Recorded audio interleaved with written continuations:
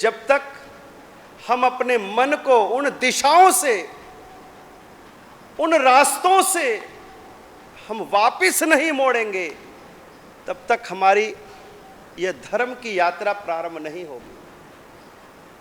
हमारी सारी की सारी जितनी भी जीवन यात्रा का सार है वो यही है कि अपने मन को संसार से खींच करके और कहां जोड़ दो? अपनी आत्मा में, स्वयं में। अपने चित्त को, अपने मन को आत्मा से जोड़ दो।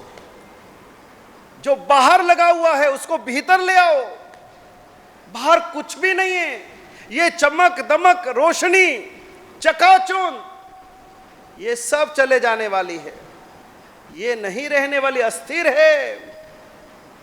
जब तक हम इसको अपने भीतर में बिल्कुल अंकित नहीं कर लेंगे, दृढ़ता से नहीं धारण कर लेंगे, तब तक हमारा मन निर्बल रहेगा, कमजोर रहेगा। हमारा मन हमारे बस में कभी नहीं आएगा।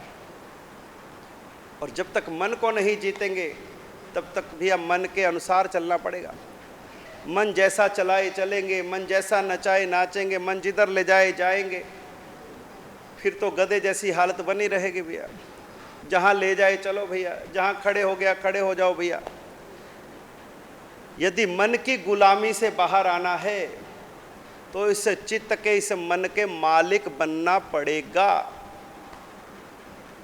इस चित्त को निर्मल बनाना पड़ेगा। इस चित्त के अंदर में ना जाने कितने प्रकार के विचार हमने भर रखे हैं। डस्टबिन किस काम आता है? सोने की अंगूठी रखने के काम आता है कि कचरा डालने के काम आता है? और कोई डस्टबिन के अंदर में पैसे डाले, सोना डाले, सिक्के डाले, तो उसको क्या बोलोगे कि ये तो मूर्ख है। डस्टबिन में, कचरा पेटी में। लेकिन ये जो मन रूपी पात्र है जिसमें हमें परमात्मा को धारण करना है, परमात्मा को स्वीकार करना है, उसके स्थान पर हम कचरा, सारा कषायों का कचरा, विषय वासनाओं का कचरा, इस मन रूपी पात्र को हमने इतना गंदा कर रखा है, इतना गंदा कर रखा है। प्रभु उतरे भी तो उतरे कैसे? वो तो आने को तैयारी बैठे है, उसकी तो तैयारी है, हमारी अभी तक तैयारी नहीं। जब तक हम अपने मन को शुद्ध ना बना लें, पावन ना बना लें, पवित्र ना बना लें, तब तक हमारी सारी धर्म आराधना क्रियाएं अधूरी गिनी जाएंगी, कोई सार्थकता नहीं। जब भी हम धर्म करें उसके बाद विचार करें कि ये धर्म करने के बाद में मेरे में क्या अंतर आया, क्या परिवर्तन आया।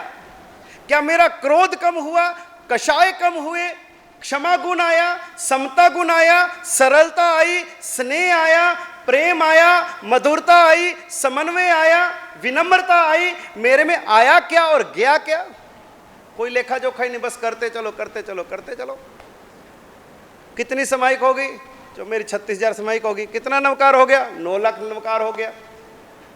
कितनी यात्रा हो गई? इतनी यात्रा हो गई। कितने पोषद हो गए? हम केवल गिनती करते जा रहे हैं लेकिन अंतर निरीक्षण नहीं कर रहे। हम चले थे और पहुंचे के नहीं पहुंचे, कुछ पाया के नहीं पाया, कि खोया ही खोया है।